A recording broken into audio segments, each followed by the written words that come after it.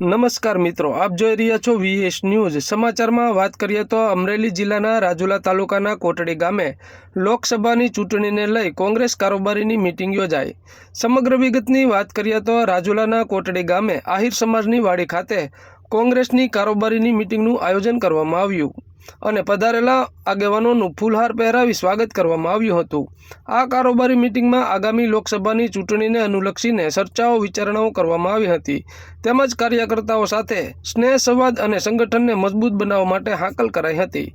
દેશમાં મંદી, મોંઘવારી, બેરોજગારીને લઈ ભાજપ પર આકરા પ્રહારો કરવામાં આવ્યા હતા। આ કારોબારી મીટિંગમાં ગુજરાત પ્રદેશ કોંગ્રેસ કાર્યકારી પ્રમુખ અમરીશ ડેર, જિલ્લા કોંગ્રેસ પ્રમુખ પ્રતાપ દુધાત, પ્રદેશ કોંગ્રેસ સમિતિ આગેવાન સંજયસિંહ સરવૈયા તેમજ રાજુલા જાફરાબાદ શહેર તાલુકાના કોંગ્રેસ આગેવાનો, અગ્રણીઓ, પત્રકાર મિત્રો, સરપંચો, જિલ્લા પંચાયત સદસ્યો, ગ્રામજનો સહિત મોટી સંખ્યામાં કાર્યકર્તાઓ ઉપસ્થિત રહ્યા હતા।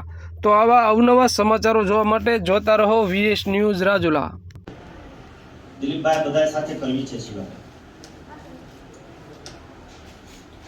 વિધાનસભાની ચૂંટણીઓ, લોકસભાની ચૂંટણીઓ માટે અને ક્યારેક તો એમ થાય કે ખરેખર પ્રજાને શું જોઈએ છીએ કે પરિણામો આવા આવે છે।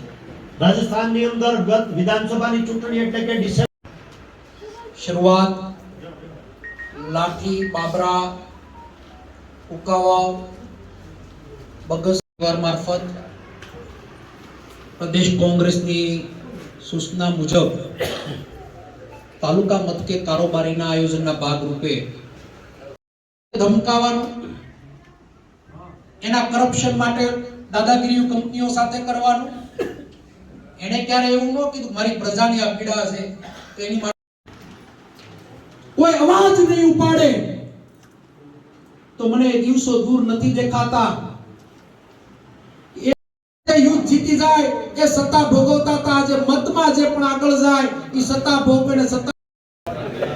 પ્રદેશ કોંગ્રેસ સમિતિ મારફત આખા જિલ્લાની અંદર તાલુકા મથકે કારોબારીની એક મીટિંગ થાય અને સ્નેહ સંવાદ સાથે પાર્ટીના સંગઠનને મજબૂત કરવું, સાથે સાથે ભારતીય જનતા પાર્ટીની કરની કતનીના ફરકનો પર્દાફાશ કરી કાર્યકર્તાઓને ઉજાગર કરીને ગ્રામ્ય વિસ્તાર સુધી આ વાત પહોંચે એના પ્રયત્નના ભાગરૂપે એક તાલુકા કક્ષાની રાજુલા જાફરાબાદની આ કારોબારીમાં હાજરી આપી છે।